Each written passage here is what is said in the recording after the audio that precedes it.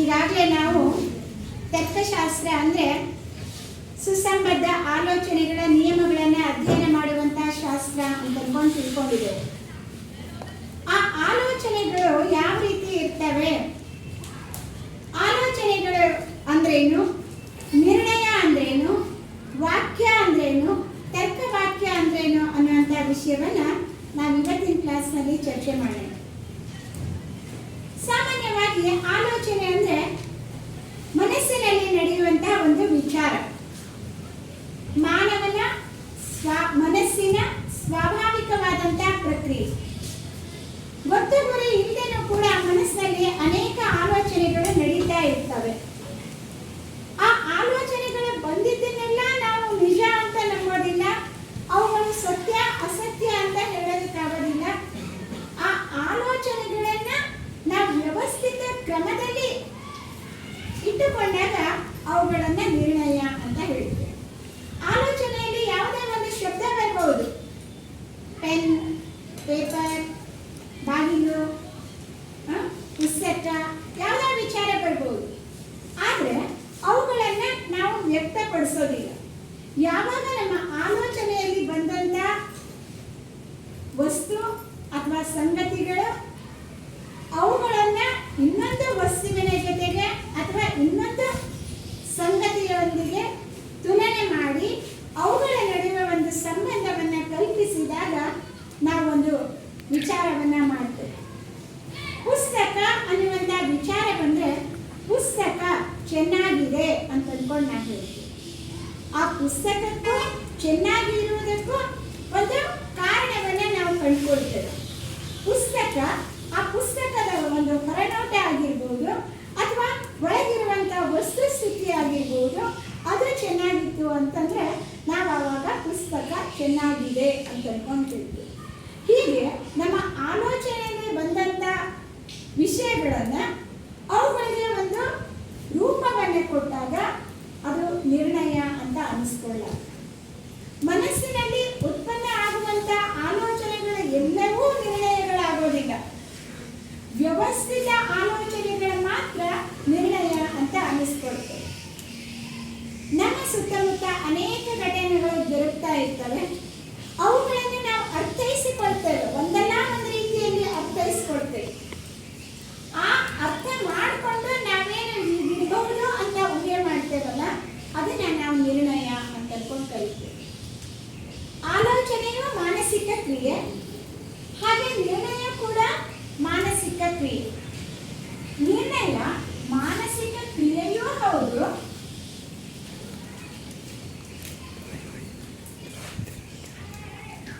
ಅದರ ಜೊತೆಗೆ ಮಾನಸಿಕ ಕ್ರಿಯೆಯ ಪರಿಣಾಮವಾಗಿ ಉಂಟಾಗಿರುವಂತಹ ಒಂದು ಅಂಶ.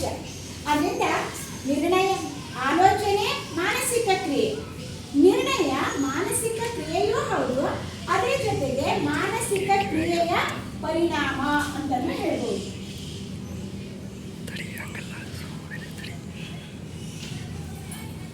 ಆಲೋಚನೆಯೂ ಹೌದು, ಆದರೆ ಸುವ್ಯವಸ್ಥಿತ ಆಲೋಚನೆ.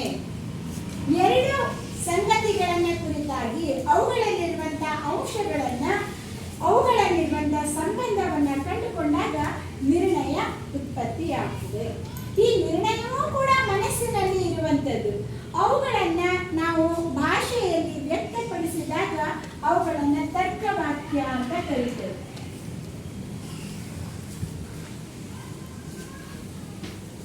ನಿರ್ಣಯವನ್ನ ಭಾಷೆಯಲ್ಲಿ ವ್ಯಕ್ತಪಡಿಸಿದಾಗ ನಾವು ಅವುಗಳನ್ನ ತರ್ಕವಾಕ್ಯ ಅಂತ ಕರಿತೀವಿ. ಇಲ್ಲಿಯವರೆಗೆ ನೀವು ವಾಕ್ಯ ಅಂದ್ರೆ ಏನು ಅಂತನ್ನೋದನ್ನ ಕಲ್ತಿದ್ದೀರಿ. ವಾಕ್ಯ ಅಂತಂದ್ರೆ ಅರ್ಥ ಕೊಡುವ ಪದಗಳ ಗುಂಪು. ವಾಕ್ಯ ಅಂದ್ರೆ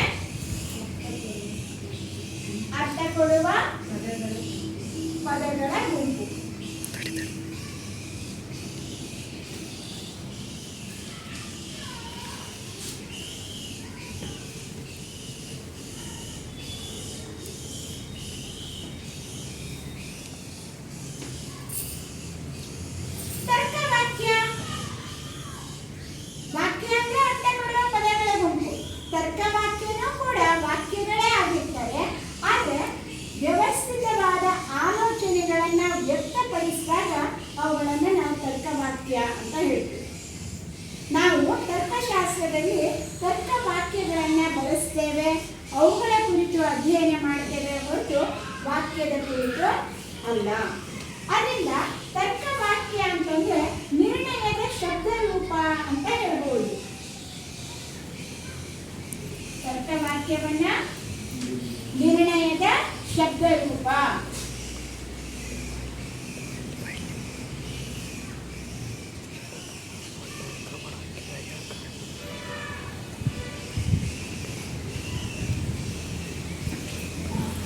ನಿರ್ಣಯವನ್ನ ನಾವು ಭಾಷೆಯಲ್ಲಿ ವ್ಯಕ್ತಪಡಿಸಿದಾಗ, ಒಂದು ಲಿಖಿತದಲ್ಲಾಗ್ಬೋದು, ಒಂದು ಮೌಖಿಕವಾಗಿ ಆಗ್ಬೋದು, ಶಬ್ದದಲ್ಲಿ ವ್ಯಕ್ತಪಡಿಸಿದಾಗ ನಾವು ಅದನ್ನ ತರ್ಕವಾಕ್ಯ ಅಂತ ಕರಿತೇವೆ. ತರ್ಕವಾಕ್ಯ ಅಂತನ್ನೋದಕ್ಕೆ ಅರಿಸ್ಟಾಟಲ್ ಒಂದು ವ್ಯಾಖ್ಯಾನವನ್ನ ನೀಡ್ತಾರೆ. ಒಂದು ಸಂಗತಿಯನ್ನ ಕುರಿತಾಗಿ ಇನ್ನೊಂದು ಸಂಗತಿಯನ್ನ ಹೇಳುವಂತ ವಾಕ್ಯ ತರ್ಕವಾಕ್ಯ. ತರ್ಕವಾಕ್ಯ ಅಂದ್ರೆ ಒಂದು ಸಂಗತಿಯನ್ನ ಕುರಿತಾಗಿ ಅಥವಾ ಒಂದು ವಿಷಯವನ್ನ ಕುರಿತಾಗಿ ಇನ್ನೊಂದು ವಾಕ್ಯವನ್ನ ಹೇಳುವಂಥದ್ದು. ಈಗ ಸಾಮಾನ್ಯವಾಗಿ ನಾವು ನೋಡುವಾಗ ವಿದ್ಯಾರ್ಥಿಗಳು ಪ್ರಾಮಾಣಿಕರಾಗಿದ್ದಾರೆ.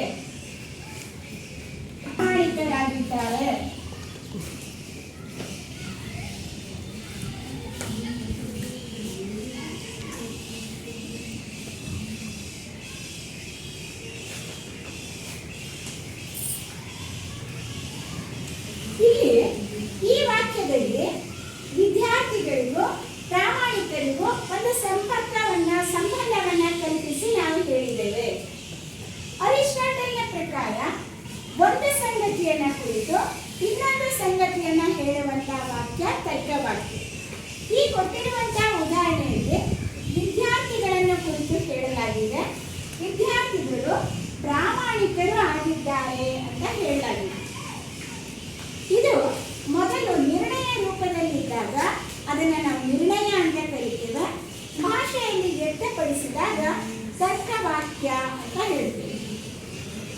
ತರ್ಕವಾಕ್ಯ ಅಂದ್ರೆ ಒಂದು ಸಂಗತಿಯನ್ನ ಕುರಿತು ಇನ್ನೊಂದು ಸಂಗತಿಯನ್ನ ಹೇಳುವಂಥದ್ದು.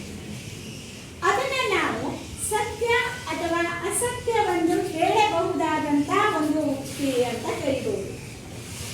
ಮನಸ್ಸಿನಲ್ಲಿದ್ದಾಗ, ನಿರ್ಣಯದ ರೂಪದಲ್ಲಿದ್ದಾಗ ಅದು ಸತ್ಯನ ಅಸತ್ಯನ ಅಂತ ಪರಿಗಣಿಸೋದಕ್ಕಾಗೋದಿಲ್ಲ. ಯಾವಾಗ ನಾವು ವಾಕ್ಯ ರೂಪದಲ್ಲಿ ಇರ್ತೇವೋ ಆವಾಗ ಆ ವಾಕ್ಯ ಸತ್ಯವಾಗಿದೆಯೋ ಅಸತ್ಯವಾಗಿದೆಯೋ ಅಂತ ಹೇಳೋದಕ್ಕೆ ಸಾಧ್ಯವಾಗ್ತದೆ. ತರ್ಕವಾಕ್ಯಗಳಿಗೂ ಸಂಗತಿಗಳಿಗೂ ಒಂದು ಸಂಬಂಧ ಇರ್ತದೆ. ತರ್ಕವಾಕ್ಯಗಳಿಗೂ ವಾಸ್ತವಿಕ ಸಂಗತಿಗಳಿಗೂ ಒಂದು ಸಂಬಂಧ ಇರ್ತದೆ. ಆ ವಾಸ್ತವಿಕತೆಯೊಂದಿಗೆ ನಾವು ತಾಳೆ ನೋಡಿ ಅದು ಹೊಂದಿಕೆ ಆದರೆ ಅದು ಸತ್ಯವಾಕ್ಯ ಅಂತ ಅನಿಸ್ಕೊಳ್ತದೆ. ಒಂದು ವೇಳೆ ವಾಸ್ತವಿಕತೆಯೊಂದಿಗೆ ಹೊಂದಿಕೆ ಆಗದಿದ್ದರೆ ಅದು ಅಸತ್ಯವಾಕ್ಯ. ಕೊಟ್ಟಿರುವಂತಹ ಉದಾಹರಣೆಯಲ್ಲಿ ವಿದ್ಯಾರ್ಥಿಗಳು ಪ್ರಾಮಾಣಿಕರಾಗಿದ್ದಾರೆ. ಒಂದು ವೇಳೆ ಎಲ್ಲ ವಿದ್ಯಾರ್ಥಿಗಳು ಪ್ರಾಮಾಣಿಕರಾಗಿದ್ದರೆ ಆ ವಾಕ್ಯ ಸತ್ಯವಾಕ್ಯ ಅನಿಸ್ಕೊಳ್ತದೆ. ಒಂದು ವೇಳೆ ವಿದ್ಯಾರ್ಥಿಗಳು ಪ್ರಾಮಾಣಿಕರಲ್ಲದೇ ಇದ್ದರೆ ಅದೇ ವಾಕ್ಯ ಅಸತ್ಯ ಅಂತ ಅನಿಸ್ಕೊಳ್ತದೆ. ಇದು ತರ್ಕವಾಕ್ಯಗಳಲ್ಲಿ ಕಂಡುಬರ್ತಕ್ಕಂಥ ಲಕ್ಷಣ. ಇನ್ನು ತರ್ಕವಾಕ್ಯದಲ್ಲಿ ಇರತಕ್ಕಂಥ ಭಾಗಗಳು ಅಥವಾ ಘಟಕಗಳನ್ನು ನಾವು ನೋಡೋಣ.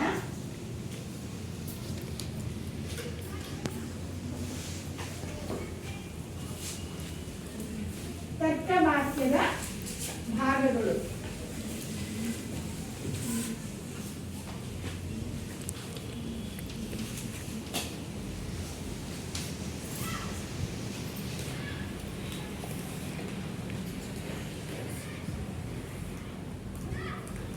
ಈ ಒಂದು ವಾಕ್ಯಕ್ಕೆ ಒಂದು ಉದಾಹರಣೆ ಮೂಲಕ ನಾವು ನೋಡ್ತಾ ಹೋಗೋದಾದ್ರೆ, ರಾಮ ಶ್ರೀಮಂತ ಆಗಿದ್ದಾನೆ.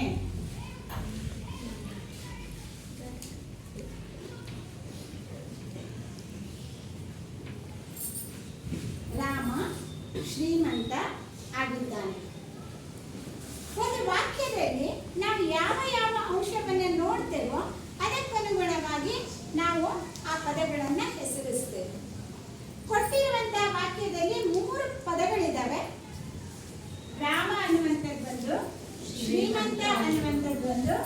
ಆಗಿದ್ದಾನೆ ಅನ್ನುವಂಥದ್ದು ಇನ್ನೊಂದು.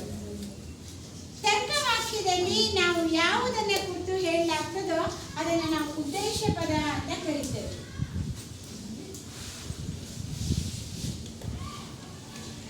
ತರ್ಕವಾಕ್ಯದಲ್ಲಿ ನಾವು ಯಾವುದನ್ನ ಕುರಿತು ಹೇಳ್ತೇವೋ ಅದು ಉದ್ದೇಶ ಪದ. ಈ ಉದಾಹರಣೆಯಲ್ಲಿ ನಾವು ರಾಮನನ್ನ ಕುರಿತಾಗಿ ಹೇಳಿದ್ದೇವೆ. ಆದ್ದರಿಂದ ಇಲ್ಲಿ ರಾಮ ಅನ್ನುವಂತ ಪದ ಉದ್ದೇಶ ಪದ ಆಗಿದೆ. ಇನ್ನು ರಾಮನನ್ನ ಕುರಿತಾಗಿ ನಾವು ಏನ್ ಹೇಳಿದ್ದೇವೆ? ಶ್ರೀಮಂತನಾಗಿದ್ದಾನೆ ಅಂತ ಅನ್ಕೊಂಡು ಹೇಳಿದ್ದೇವೆ. ಈ ಉದ್ದೇಶ ಪದವನ್ನು ಕುರಿತು ಏನನ್ನು ಹೇಳಲಾಗುವುದೋ ಅದನ್ನ ವಿಧೇಯ ಪದ ಅಂತ ಕರೀತೇವೆ.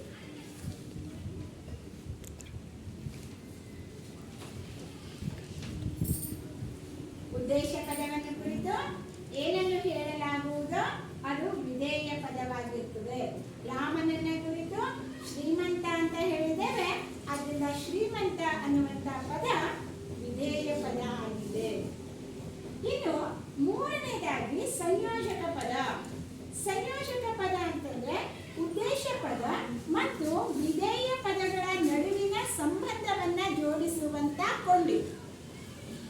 ಯಾವುದೇ ಎರಡು ವಸ್ತುಗಳನ್ನ ಲಿಂಕ್ ಮಾಡ್ತಾರಲ್ಲ, ಜೋಡಿಸ್ತಾರಲ್ಲ, ಆ ಜೋಡಿಸುವಂತ ಕೊಂಡಿಗೆ ನಾವು ಸಂಯೋಜಕ ಪದ ಅಂತ ಹೇಳ್ತೇವೆ. ಇಲ್ಲಿ ರಾಮ ಅನ್ನೋದು ಒಂದು ಶಬ್ದ, ಶ್ರೀಮಂತ ಅನ್ನೋದು ಇನ್ನೊಂದು ಶಬ್ದ. ಆ ರಾಮನಿಗೂ ಶ್ರೀಮಂತಿಕೆಗೂ ಸಂಬಂಧ ಇದೆಯಾ? ರಾಮ ಶ್ರೀಮಂತ ಆಗಿದ್ದಾನೆ ಅಂತ ಹೇಳಲಾಗಿದೆ. ಅದರಿಂದ ಇದನ್ನ ಸಂಯೋಜಕ ಪದ ಅಂತ ಕರೀತಾರೆ.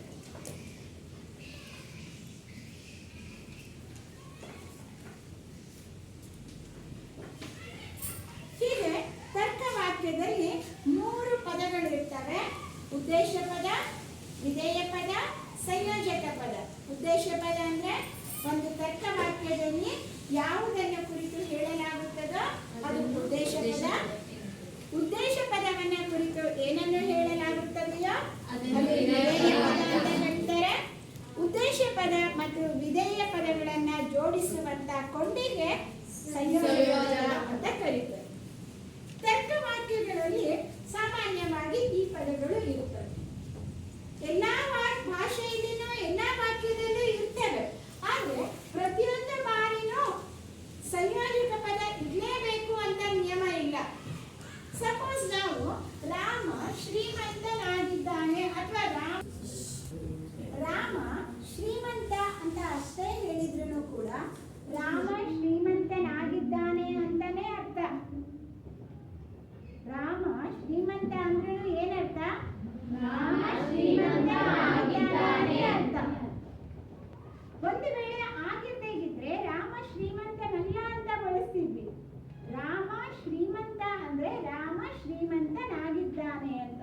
ಅದರಿಂದ ಇಲ್ಲಿ ಆಗಿದ್ದಾನೆ ಅನ್ನುವಂತ ಪದ ಇರ್ಲೇಬೇಕು ಅಂತ ಅನ್ಕೊಂಡು ಇಲ್ಲ. ಅದು ಇಲ್ಲದಿದ್ರೂ ಆ ವಾಕ್ಯ ಅರ್ಥ ಕೊಡುತ್ತೆ. ಆದ್ರೆ ಆ ವಾಕ್ಯವನ್ನ ಗುರುತಿಸೋದಕ್ಕೋಸ್ಕರ ನಾವು ಸಂಯೋಜಕ ಪದವನ್ನ ಬಳಸಿದ್ದೇವೆ.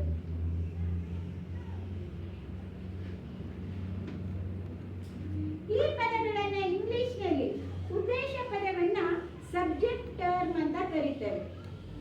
ಉದ್ದೇಶ ಪದವನ್ನ ಇಂಗ್ಲಿಷ್ನಲ್ಲಿ ಸಬ್ಜೆಕ್ಟ್ ಟರ್ಮ್ ಅಂತ ಕರೀತೇವೆ. ವಿಧೇಯ ಪದವನ್ನ ಪ್ರೆಡಿಕೇಟ್ ಅಂತ ಕರೀತೇವೆ. ವಿಧೇಯ ಪದವನ್ನ ಪ್ರೆಡಿಕೇಟ್ ಅಂತ ಹೇಳ್ತೇವೆ. ಸಂಯೋಜಕ ಪದವನ್ನ ಕಾಪ್ಯುಲಾ ಅಂತ ಅನ್ಕೊಂಡು ಹೇಳ್ತೇವೆ. ಅದರಿಂದ ಇಲ್ಲಿ ಬಾರಿ ಬಾರಿಗೂ ನಾವು ಈ ಪದಗಳನ್ನ ಬಳಸ್ತಾನೆ ಇರೋದ್ರಿಂದ ನಾವು ಇವುಗಳ ಸಂಕೇತವನ್ನ ಮೇಲಿಂದ ಮೇಲೆ ಬಳಸ್ತೇವೆ. ಉದ್ದೇಶ ಪದವನ್ನ ಸಬ್ಜೆಕ್ಟ್ ಟರ್ಮ್ ಅನ್ನೋದ್ರಿಂದ ಇದನ್ನ ಎಸ್ ಅನ್ನೋ ಅಕ್ಷರದಿಂದ ಸೂಚಿಸ್ತೇವೆ. ಎಸ್ ಅಂದ್ರೆ ಸಬ್ಜೆಕ್ಟ್, ಉದ್ದೇಶ ಪದ. ವಿಧೇಯ ಪದವನ್ನ ಪ್ರೆಡಿಕೇಟ್ ಅನ್ನೋದ್ರಿಂದ ಅದನ್ನ ನಾವು ಪಿ ಇಂದ ಸೂಚಿಸ್ತೇವೆ. ಪಿ ಫಾರ್ ಪ್ರೆಡಿಕೇಟ್ ಅಂದ್ರೆ ವಿಧೇಯ ಪದ. ಸಂಯೋಜಕ ಪದವನ್ನ ಕಾಪ್ಯುಲಾ ಅನ್ನೋದ್ರಿಂದ ಅದನ್ನ ಸಿ ಅಂತ ಕರೀತೇವೆ. ಸಿ ಫಾರ್ ಕಾಪ್ಯುಲಾ ಅಂದ್ರೆ ಸಂಯೋಜಕ ಪದ.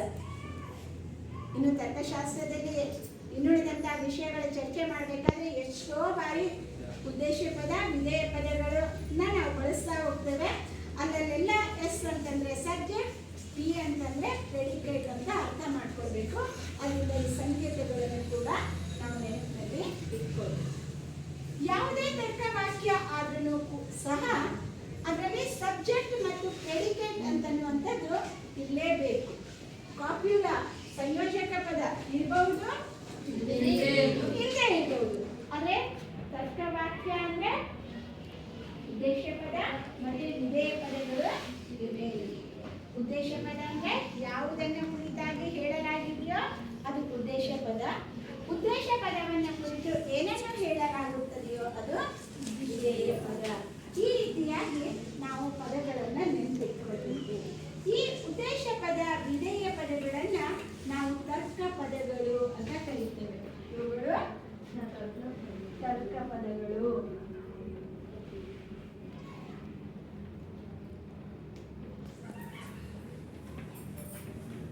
ತರ್ಕವಾಕ್ಯದಲ್ಲಿರುವಂತಹ ಪದ ಅವುಗಳನ್ನ ನಾವೇನಂತ ಕರೀತೇವೆ?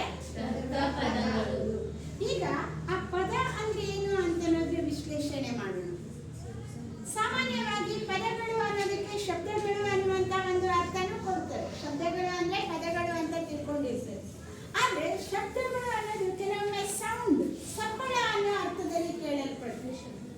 ಈಗ ಮರ ಗಿಡಗಳ ಒಂದು ಶಬ್ದ, ಮರದ ಕೆಳಗೆ ಎಲೆಗಳು ಬಿದ್ದಿದ್ವು ಅಂತಂದ್ರೆ ಅವುಗಳಲ್ಲಿ ನಡೆದಾಡುವಾಗ ಬರುವಂತ ಸರಪರ ಅನ್ನುವಂತ ಶಬ್ದ, ಗಡಿಯಾರದಲ್ಲಿ ಕೇಳತಕ್ಕಂತ ಟಿಕ್ ಟಿಕ್ ಅನ್ನುವಂತ ಶಬ್ದ, ಗಾಳಿ ಬೀಸ್ತಾ ಇರುವಾಗ ಸುನಿ ಅಂತ ಬರುವಂತ ಒಂದು ಶಬ್ದ. ಇವೆಲ್ಲ ಶಬ್ದ ಅಂತಂದ್ರೆ ಅದು ಸೌಂಡ್, ಸಪ್ಪಳ ಅನ್ನೋ ಅರ್ಥದಲ್ಲಿ ನಾವು ನೋಡ್ತೇವೆ. ಆದ್ರೆ ಅವು ವರ್ಡ್ ಅಲ್ಲ, ಅವು ಯಾವುದೇ ಪದಗಳು ಅಲ್ಲ. ಪದಗಳು ಅಂತಂದ್ರೆ ನಾವು ಮಾತನಾಡುವಾಗ ಬಳಸುವಂತ ಅಕ್ಷರಗಳ ಒಂದು ಸಂಕೇತ. ಅದಕ್ಕೆ ನಾವೇನಂತೇವೆ?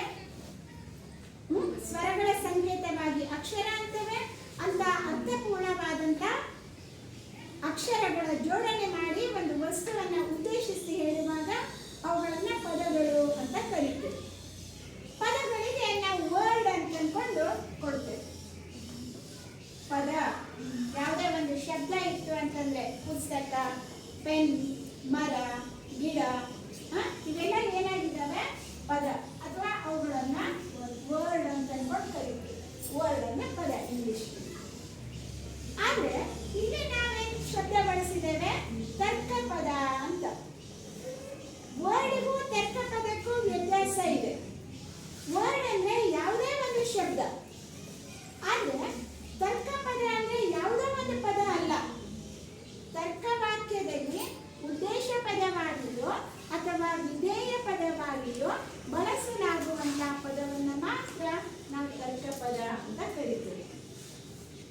ಪದಗಳಲ್ಲಿ ಬಹಳಷ್ಟು ಪ್ರಕಾರದ್ದಿರ್ತವೆ. ನಾವೊಂದು ವಾಕ್ಯ ನೋಡ್ತಾ ಹೋದ್ರೆ ಅದರಲ್ಲಿ ಅನೇಕ ರೀತಿಯ ಪದಗಳು ಇರ್ತವೆ. ನಾನು ನಿನ್ನೆ ಸಂತೆಗೆ ಹೋಗಿದ್ದೆ, ಅದರಲ್ಲಿ ಬರ್ತಕ್ಕಂಥ ಕೆಲವು ಪ್ರಮುಖವಾದ ಪದಗಳು ಅಂತಂದ್ರೆ ನಾವು ತರ್ಕವಾಕ್ಯ ಅಂತ ಅದನ್ನು ಕನ್ಸಿಡರ್ ಮಾಡಿದ್ರೆ ಯಾವುದನ್ನ ಕುರಿತಾಗಿ ಹೇಳಲಾಗಿದೆಯೋ ಅದು ಉದ್ದೇಶ ಪದ. ಯಾವುದನ್ನ ಕುರಿತಾಗಿ ಹೇಳಲಾಗಿದೆ? ನಾನು, ನನ್ನ ಬಗ್ಗೆ ಹೇಳಲಾಗಿದೆ. ನಾನು ನಿನ್ನೆ ಸಂತೆಗೆ ಹೋಗಿದ್ದೆ ಅಂತಂದ್ರೆ ಹೋದವ್ರು ಯಾರು? ನಾನು. ನನ್ನ ಬಗ್ಗೆ ಹೇಳ್ಕೊಂಡಿದ್ದು ಏನಂತ ಹೇಳ್ಕೊಂಡಿದ್ದು? ನಾನು ನಿನ್ನೆ ಸಂತೆಗೆ ಹೋಗಿದ್ದೆ ಅಂತ ಹೇಳ್ಕೊಂಡಿದ್ದೆ ಅಲ್ವಾ? ಉದ್ದೇಶ ಪದ ನಾನು ನಿನ್ನೆ ಸಂತೆಗೆ ಹೋಗಿದ್ದೆ ಅಂತನ್ನುವಂಥದ್ದು ವಿಧೇಯ ಪದ. ಅದರಲ್ಲಿ ನಿನ್ನೆ, ಸಂತೆಗೆ, ಹೋಗಿದ್ದೆ ಅವೆಲ್ಲ ಪದ ಇದ್ದಾವೆ. ನಿನ್ನೆ ಅಂತನ್ನೋದನ್ನ ನಾವು ಯಾವುದೋ ಒಂದು ವಸ್ತು ರೂಪದಲ್ಲಿ ನೋಡೋದಕ್ಕಾಗೋದಿಲ್ಲ. ಹೋಗಿದ್ದೆ ಅಂತನ್ನೋದನ್ನ ನಾವು ತರ್ಕ ಪದ ಅಂತ ಹೇಳೋದಕ್ಕಾಗೋದಿಲ್ಲ. ಹತ್ತಿರ, ಮೇಲೆ, ಕೆಳಗೆ ಇವೆಲ್ಲ ಪದಗಳೇ ಹೊರತು ತರ್ಕ ಪದಗಳು ಅಲ್ಲ. ತರ್ಕ ಪದಗಳು ಅಂದ್ರೆ ಅದು ಒಂದು ಉದ್ದೇಶ ಪದವಾಗಿರ್ಬೇಕು ಅಥವಾ ವಿಧೇಯ ಪದವಾಗಿರ್ಬೇಕು. ಉದ್ದೇಶ ಪದ ಅಂದ್ರೆ ಯಾವುದನ್ನ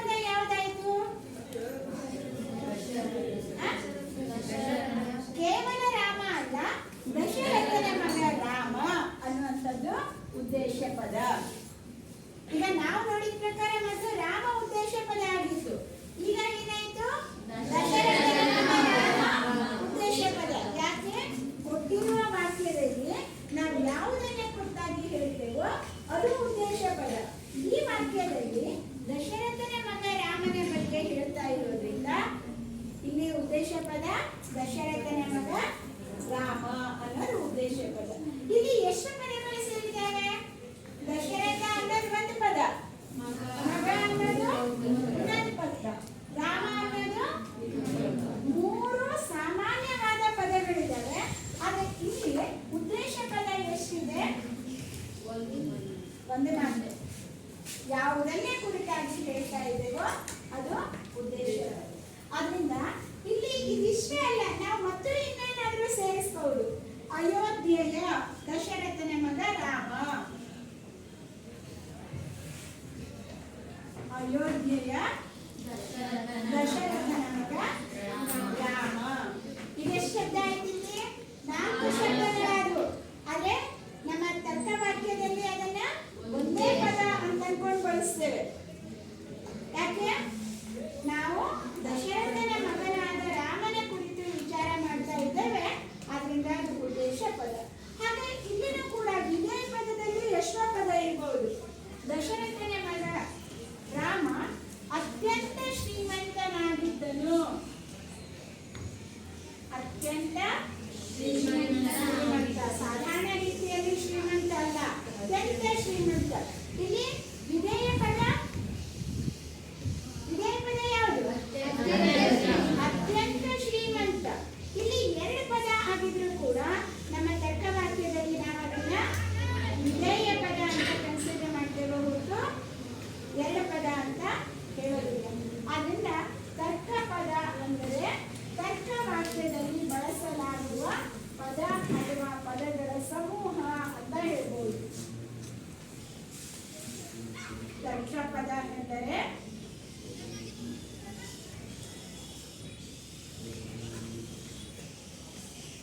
ತರ್ಕವಾಕ್ಯದಲ್ಲಿ ಬಳಸಲಾಗುವ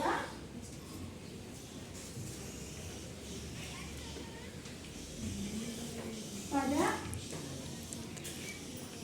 ಅಥವಾ ಪದಗಳ ಸಮೂಹ.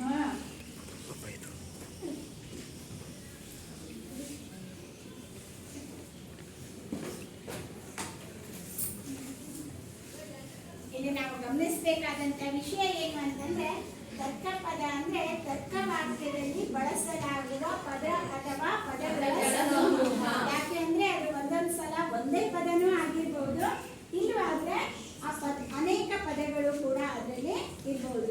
ನಮಗೆ ಬೇಕಾಗಿದ್ದು ಉದ್ದೇಶ ಪದ ಮತ್ತು ವಿಧೇಯ ಪದ ಅಷ್ಟೇ.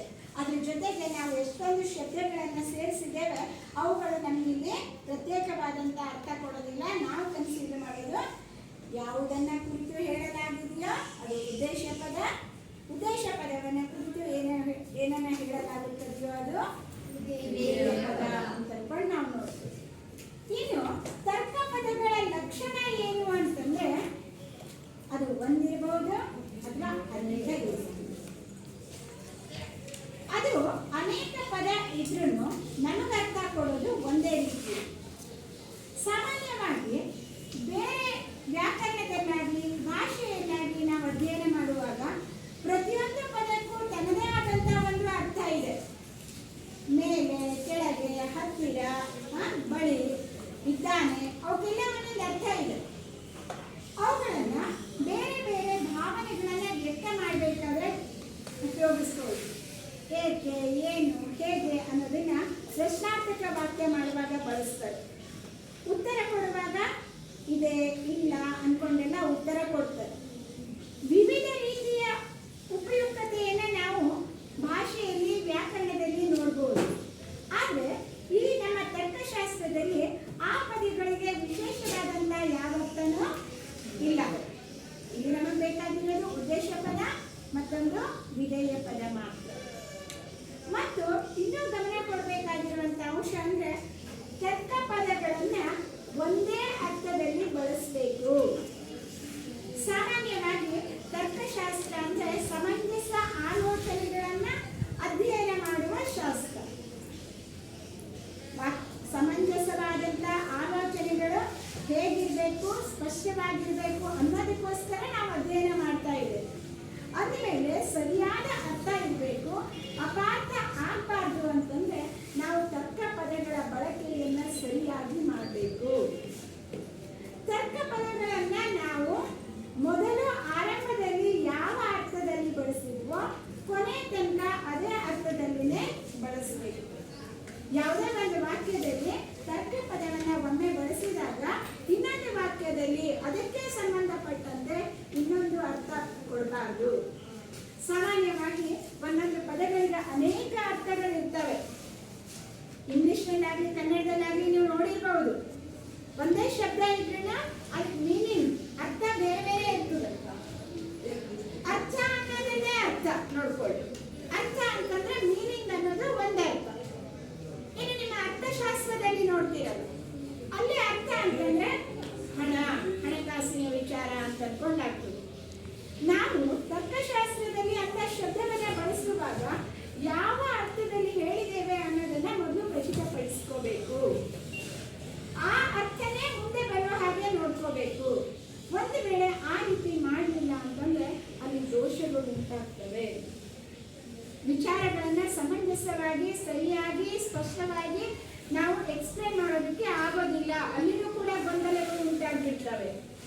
ಆದ್ರಿಂದ ನಾವು ವಾಕ್ಯಗಳಲ್ಲಿ, ತರ್ಕ ವಾಕ್ಯಗಳಲ್ಲಿ ಶಬ್ದಗಳನ್ನು ಬಳಸುವಾಗ ತುಂಬಾ ಜಾಗರೂಕತೆಯಿಂದ ಬಳಸಬೇಕು. ಅದರ ಪದಗಳ ಅರ್ಥವನ್ನ ಗುರುತಿಸ್ಕೊಳ್ಬೇಕು.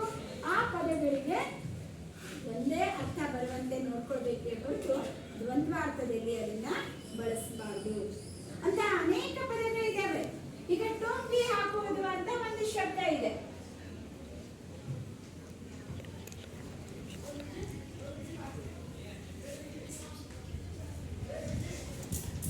ಟೋಪಿ ಹಾಕುವುದು ಅಂದ್ರೆ ಒಂದರ್ಥ.